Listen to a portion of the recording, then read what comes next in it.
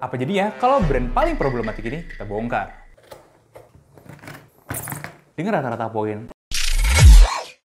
Halo guys, Dimas di sini dan balik lagi di Das Sepatu. Kali ini kita udah kedatangan sepatu dari brand paling problematik 2023 ini. Apalagi kalau bukan Zara. I don't want peace. I want problems always.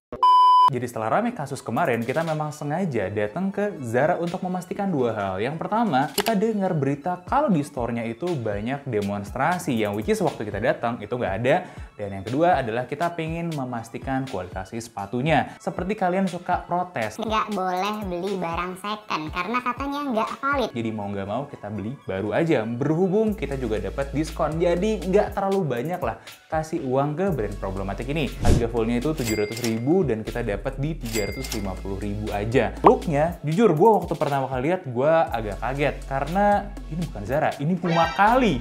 Looksnya, feel-nya pas pegang juga ini kayak yang oke gitu ya. Tapi beda jauh waktu lagi dipakai. Karena meskipun kelihatannya oke dan kayaknya waktu itu ya beli Zara tuh keren banget. Pas gue cobain pakai barangnya, satu, dia nggak long lasting. Yang kedua, pakai sepatu Zara itu selalu sakit. Dan ya jika di-compare dengan brand-brand sneakers yang apa ya, yang sudah established, Zara itu bener-bener aduh, enggak deh. Nah, kita masuk ke sepatunya.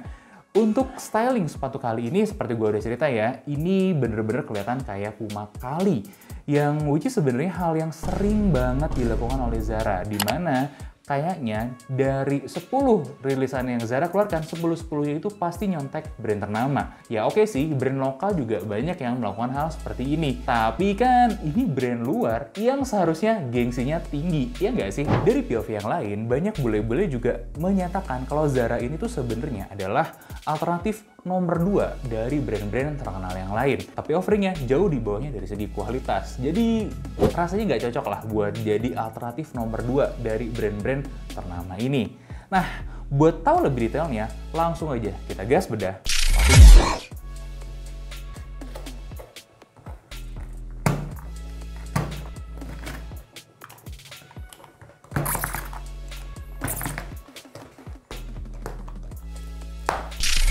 Ini dia Zara.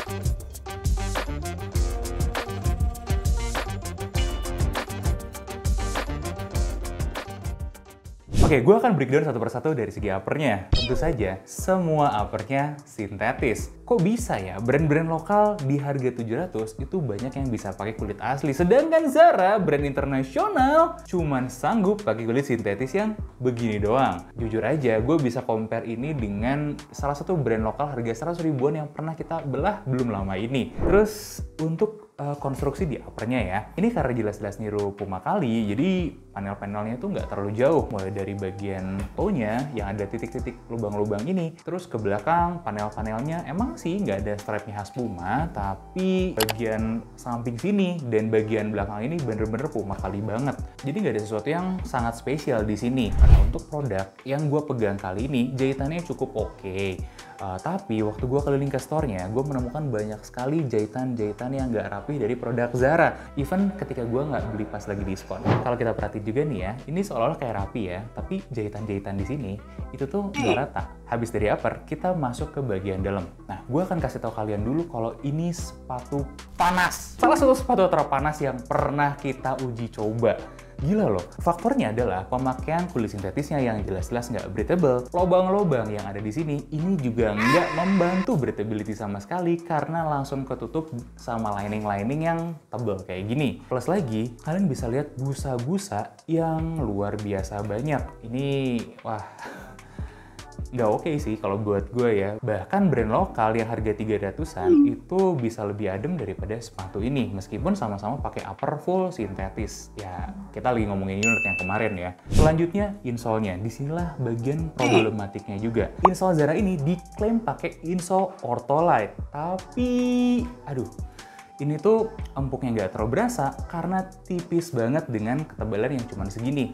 Kalau kita compare sama brand lain yang jelas-jelas teruji kenyamanannya yaitu New Balance, punyanya New Balance Ortholite-nya 2 kali lipat lebih tebal daripada punyanya Zara. Jadi berasa dan ngefek. Terus mereka naruh material busa. Busanya keras di bawah sini. Di saat brand yang lain itu tambah busa di sini buat kasih keempukan ekstra, Zara tuh enggak. Dan dari fittingnya si sepatu ini, gue merasakan kaki gue itu lebih kejepit dan lebih sempit daripada NB327 di ukuran yang sama, di sentian yang sama. Dan ini kejadian di semua sepatu-sepatunya Zara. Jadi intinya sepatu Zara itu memang lebih sempit daripada brand-brand sneakers favorit kalian. Ya udah sempit, ya gimana lagi ya, namanya juga brand Eropa. Gue masuk ke bagian dalamnya lagi, dimana kita mau bahas konstruksiannya. Tadi insole-nya itu gue temukan kalau sepatu ini tuh nempel sih ke bagian sininya. Lemnya ring, gak kuat, dan sangat tipis atau kecil sekali. Tanggung gak sih? Maksudnya ini mau ditempel atau nggak usah ditempel sekalian? Karena menurut gue nggak masalah kalau bisa dicabut. Contoh aja kayak New Balance ini. Dia bisa dicabut dan no problemo. Bener-bener ya fine aja. Tanggung kalau dibikin-bikin kayak gini. Sedangkan untuk trouble stitch-nya ya, ini sebenarnya sejujurnya cukup rapih. Tapi ya ada missing-missing dikit lah. Ini tuh kalau kita compare ya sama brand-brand lokal nih yang under 500, itu udah sama aja sih. Bahkan beberapa kayak Ortus tuh gue inget banget dia bikin sedikit lebih rapi lagi dari Zara ini. Untuk lem-leman juga nggak super spesial banget ya. Gue selalu punya masalah lem sama sepatunya Zara ya. Kayak kalian bisa lihat gue tarik pakai nggak dengan tenaga full kayak gini aja udah kebuka. Ini salah satu faktor ketika kita pakai kapsul juga sih sebenarnya ya. Dimana kapsul itu permukaan lemnya memang nggak terlalu banyak. Ada beberapa yang ya cuman segini nih. Nyentuhnya bisa ke garis-garis ini doang. Jadi karena permukaan lemnya nggak banyak, otomatis lemnya biasanya nggak sekuat dengan struktur-struktur sepatu yang lain. Nah tapi lemnya Zara ini jujur lemah. Bahkan jejak lem aja kagak kelihatan. Lihat deh, bener-bener ya kurang oke aja gitu. Dan di dalam sini nggak ada sesuatu yang ensure kenyamanan lebih buat kaki kalian. Ini kalau kita lihat nih ya, bagian plantar fasciitisnya kemungkinan bakal sakit karena nggak ada sesuatu yang spesial di sini. Sebenarnya ini masalah banyak sneakers yang bikin art kalian collapse ya, tidak terkecuali di Zara ini. Masalahnya lagi, Zara ini kan sempit, jadi kaki kalian itu kejepit dan membuat artnya makin collapse lagi. Udah artnya makin collapse, bagian pelatarnya juga nggak kesupport apa-apa, makanya lebih sakit pakai sepatu Zara daripada sneakers lain.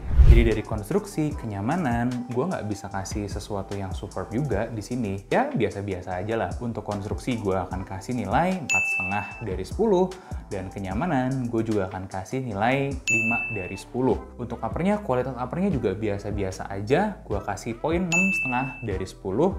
Dan terakhir kita akan bahas soalnya. Soalnya ini jujur impresi pertama gua, ini soalnya bakal tebel dan kuat banget gitu ya, kayak kita potong-potong Puma atau Adidas gitu. Ternyata enggak.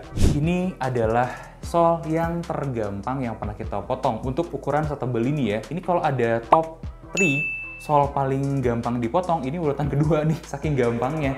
Untuk kalian yang penasaran, gripnya biasa aja. Kalau untuk di lantai mall agak-agak licin sedikit, ya ini kalian bisa lihat ya, pola-pola di sini yang biasanya yang ngebantu ngegrip. Pola-polanya itu udah melobangnya jarang-jarang, si lobangnya ini juga nggak terlalu dalam, dan hasilnya adalah grip yang nggak terlalu bagus. Plus material karetnya juga nggak terlalu bagus. Ini bukan full karet nih, ke arah TBR, tapi nggak kuat banget juga. Bahkan kita menemukan kapsul-kapsul di brand lokal ya, yang harga 500-an kayak Hayden, itu lebih bagus gripnya daripada Zara. Dengan rating 6 dari 10 buat solnya, dan rating-rating komponen-komponen yang lain, gue nggak ngerasa ini tuh sepatu yang super spesial banget dan layak gitu ya di harga 700. Tapi kalau dapet di harga diskon kemarin, yang kita dapat di 350, itu sangat oke sekali. Karena memang ya di kelas itu kualitas barang Zara ini. Gue menemukan satu kesimpulan yang unik, di mana kita tahu China itu bisa produksi segala macam jenis sepatu dengan berbagai macam kualitas. Tidak terkecuali untuk top-top brand seperti Nike, Adidas, Puma, dan brand-brand yang lain. Tahukah teman-teman, kalau kita sebenarnya bisa datang ke sana, ke China, ke pabrik-pabrik yang produksi Nike, Adidas, dan teman-temannya itu untuk request, bisa bikin nggak barang yang seperti itu dengan grade-grade kualitas yang berbeda. Apakah lebih baik, apakah sama, atau bahkan di bawahnya. Jadi kesimpulannya yang gue temukan ini, sepertinya Zara tuh datang ke pabrik di Cina, dia nanya, bisa nggak bikin seperti Puma, Adidas, Nike, dan yang lain-lainnya dengan harga di bawahnya, dengan kualitas di bawahnya. Mungkin kira-kira HPP-nya 100.000 atau ke bawah. Ya, itu kurang lebih HPP produk ini ya. Gue sempat cek harga Puma kali itu berkisar di 1,2 sampai menjelang 2 jutaan. Dan Zara itu ngejual full price-nya di 700.000. Oke, lebih murah, tapi nggak lebih murah setengahnya banget gitu. Nggak lebih murah by any margin yang sangat jauh sekali, enggak gitu. Padahal ya kayak kita tahu HPP-nya yang 100.000 itu sebenarnya Zara jual 300-400 aja udah untung tanpa perlu ribet-ribet ngembangin desain, teknologi, mikirin kenyamanan dari si usernya yang seperti dilakukan brand-brand sneakers besar lainnya. Dengan rata-rata poin 5,5 dari 10, ya ini jadi sepatu yang biasa-biasa aja. Gak terlalu worth the price kalau di atas 600-700 ribu, dan gue pikir kalau kita memang harus cari alternatif dari brand-brand ternama, kenapa harus ke Zara ketika banyak brand-brand lokal yang sebenarnya sudah menawarkan hal-hal lebih baik daripada Zara ini di price point yang sama atau bahkan lebih murah lagi. Jadi kalau kalian berpikiran untuk hal-hal seperti menghindari Zara, memboikot Zara dan lain sebagainya, kalian sebenarnya nggak ketinggalan terlalu banyak kok.